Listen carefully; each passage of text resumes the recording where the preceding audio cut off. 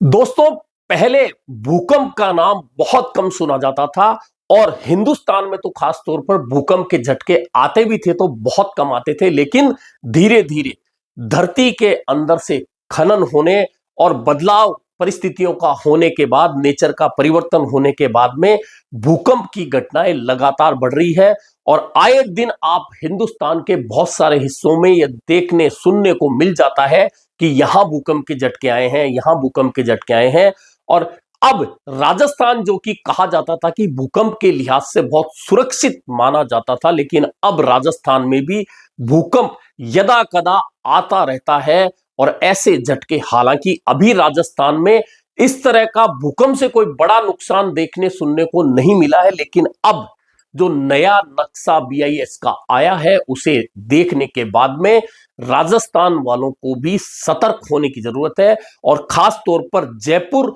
और अलवर, जो high risk की श्रेणी में माने जा रहे हैं, जहां भूकंप का खतरा बेहद ज्यादा बढ़ गया है। और जो हाई रिस्क का जो जोन अलवर और जयपुर को माना गया है, यानी कि यहां 5 और 6 रिक्टर पैमाने पर जो नाप मापी जाती है,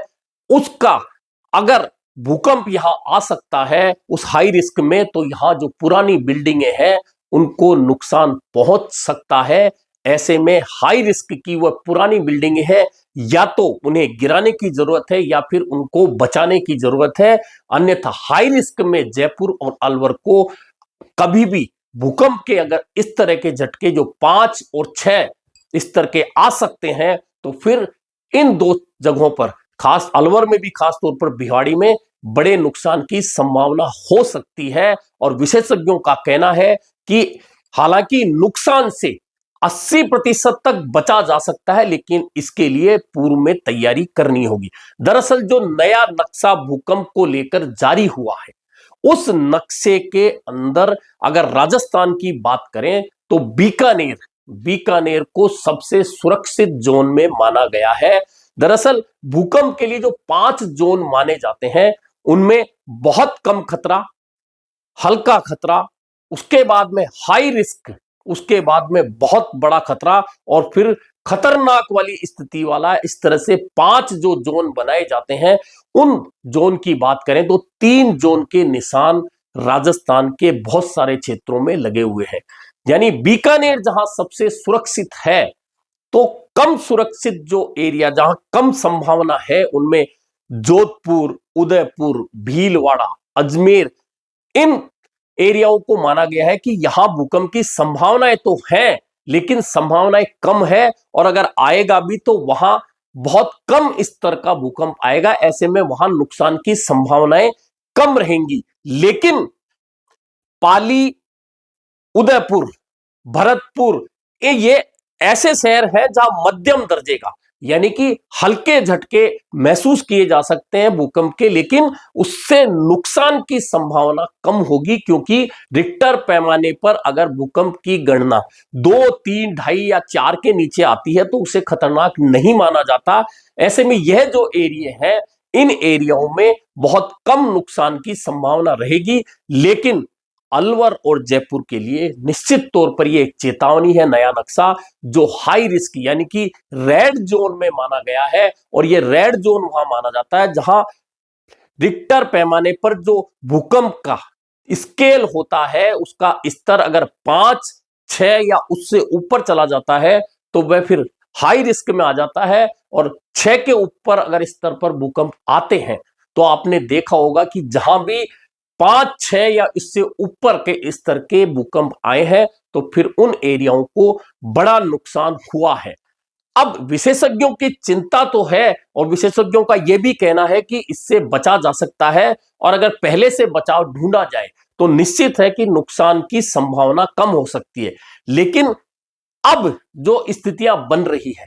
और बहुत सारे कारण तो हैं ही, लेकिन विशेषज्ञों का कहना है कि जिस तरह से धरती में खनन हुआ है, धरती का तेजी के साथ खनन हुआ है, यह एक बहुत बड़ा कारण हुआ है कि धरती में बहुत सारी जगह खोखली हो गई है। और जो ऐसी जगह हो गई है, वहां खतरा ज्यादा बढ़ता जा रहा है। और यह सिर्फ कोई राजस्थान, दिल्ली या अन्य कहीं की बात नहीं है, ये पूरे हिंदुस्तान में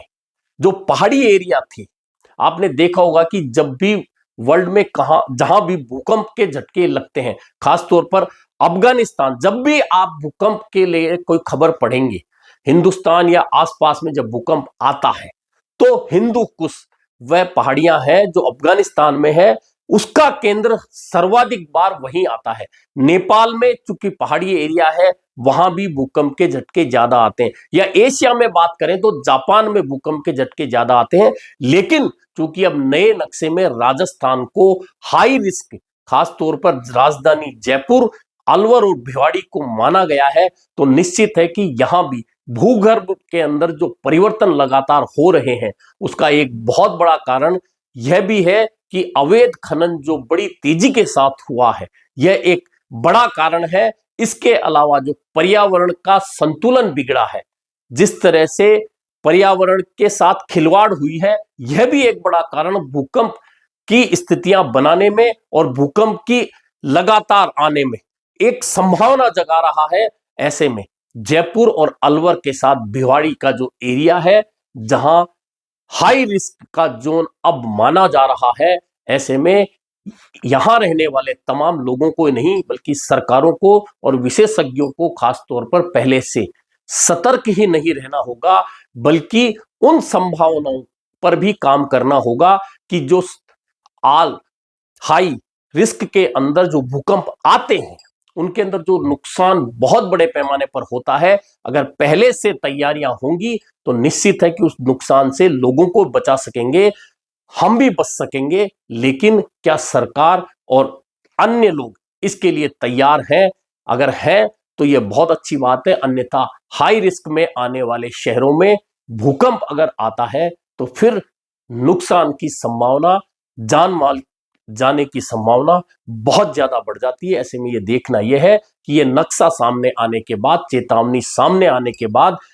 क्या तैयारियों के लिए विशेषज्ञ और सरकारें आगे बढ़ते हैं, या फिर लोगों को इसी तरह से भगवान भरोसे छोड़ दिया जाता है।